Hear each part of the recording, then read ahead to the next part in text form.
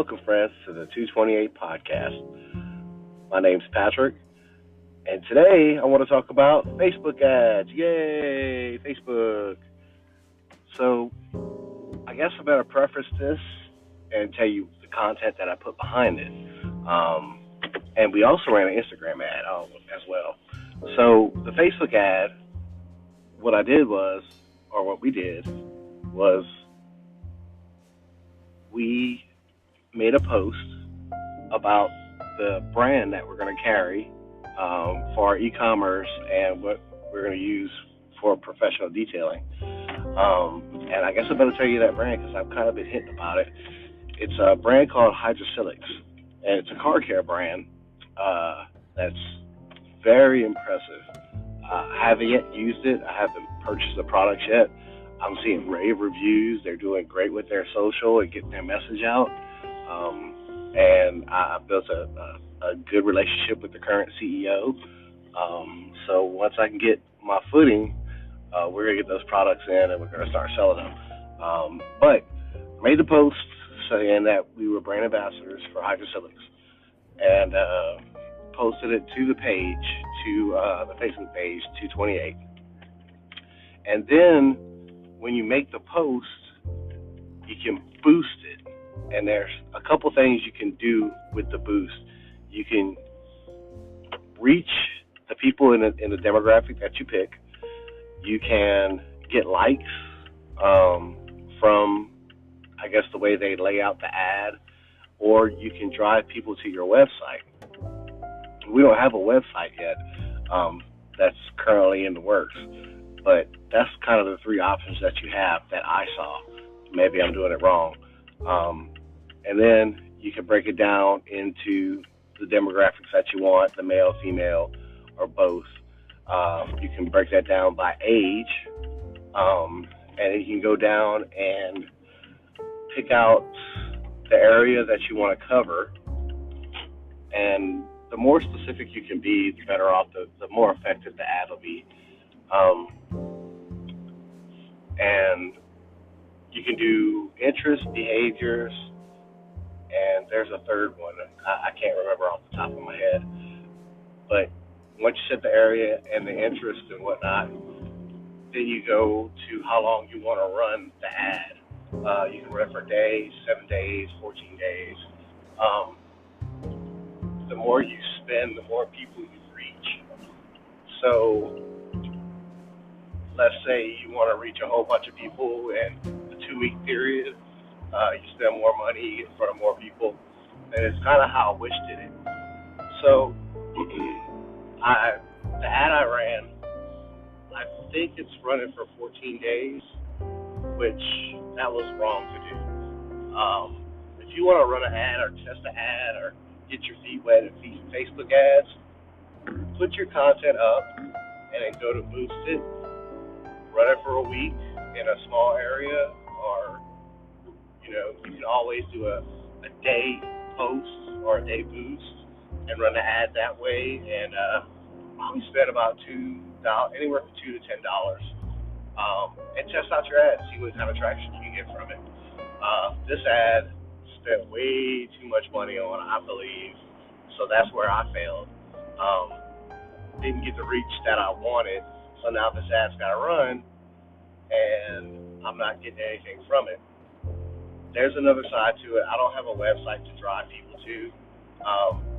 I set up pre-sales without a website, but once I get the website, I can just plug in the celery pre-sale and have people drive to the website where the content and the website will be the main platform that I'm gonna have and share the different content between multiple platforms, Facebook, YouTube, Instagram,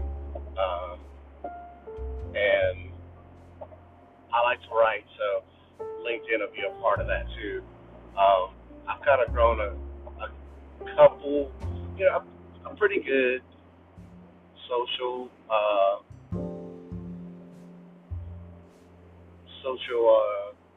image or a good social following on some of the platforms. Um, and that's from dabbling. I wouldn't say dabbling. I did uh, work with iOS and put an app out in the App Store, but I have those people to fall back on. And I believe that the audience will change eventually, but you got to work with something. Work with what you have, right? That's pretty much entrepreneurship in a nutshell. You got to work with what you have. Excuse me. So, ran a Facebook ad, ran it only on Facebook in the region, in the area. That's another thing I did wrong. Uh, I didn't. I don't think I spread it wide enough. Maybe, perhaps. I'm only thinking regional at the moment, and probably could have really, really, really spread this thing out for the money that I spent. But it was cool. It was, I haven't really started content creation yet. I like to do some videos, some how tos, document the journey as I'm, trying to build a professional detailing company with the website and the e-commerce. So there's a lot of facets to it, but knowing how to do the Facebook ad, it's really, really easy. Knowing your target audience, knowing their behaviors, knowing their interests, and getting in front of people. I did, however, reach probably close to 4,000 people, likes, but it wasn't as effective as I wanted it to be. So slowly but surely, I'll take another stab at the Facebook ads, and I think it'll be very effective as people move away from it. Um, but I'm glad I did it. I'm not glad about how much money I spent on it. I spent about $45 on an ad that probably should spend, excuse me, 10 or 15 bucks on. So live and learn. We'll get it done and get it and do it right and be able to be aggressive about it. The other thing we did was I did an Instagram ad, and now I spent probably $10 on this ad, and the way the boost worked was to get likes on the ad itself. So it posted the ad, introduce us as brand ambassadors to Hydrocelex. But the way it was set up was I was only supposed to get likes for the post, and I got a ton of likes fast too. But I didn't get people liking the page for 228 LLC on Instagram, and that's been the biggest thing. Because once you get to the 10,000 threshold on Instagram, then you can start running swipe up ads. You can do it a little bit more. You're a little bit more flexible with your advertising. So what I should have done was maybe set it up to where I get likes on the page instead of likes for the post. Because I got a ton of likes on the post. They were coming left and right. So that was pretty effective.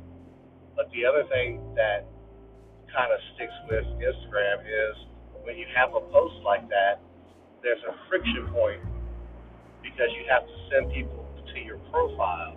There's no links in the description. Not like Facebook where you can put the link in the description and it'll be there. You have to direct people to the link in your bio, which that's where the swipe up ads work better in your Instagram stories. If you have that ability, you reach 10,000 followers, and you have that ability to do swipe up ads, well, that could lead you to the website that could draw you in better than actually posting a post on Instagram.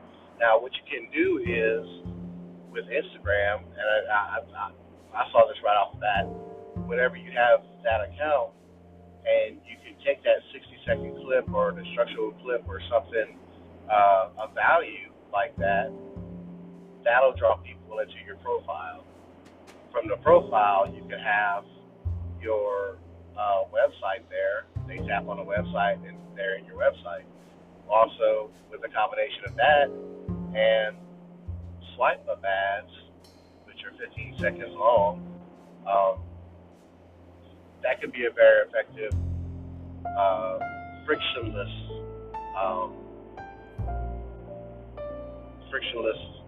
process on Instagram. So that's kind of what I was thinking. Saw it right off the bat whenever I started getting a whole bunch of likes on this post that I boosted on Instagram. So that was kind of my shtick, my welcome, or my inauguration. I don't know what they would call it, the hazing of Instagram and Facebook ads, but you know, you learn. It's a learning process, and it's a good post. So,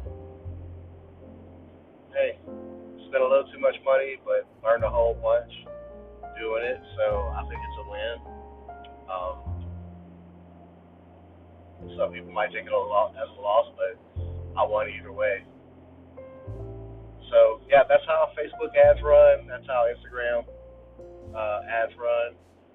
You got to watch it with Instagram with the friction, and with Facebook, you just got to have that engaging content too, or an engaging picture with words, you know, a combination of that to get people into your sphere of content to be effective. So that's Facebook ads and Instagram ads in a nutshell. If you're interested, you know, hit me up. Hit me on the DM. It's at 228 on Facebook, and on Instagram, it's 228 LLC, all one word. And I'll be more than happy to help you out. Till then, have a great day. Bye. The podcast you just heard was made using Anchor. Ever thought about making your own podcast? Anchor makes it really easy for anyone to get started. It's a one-stop shop for recording, hosting, and distributing podcasts. Best of all, it's 100% free. Sign up now at anchor.fm/new. That's anchor.fm/new to get started.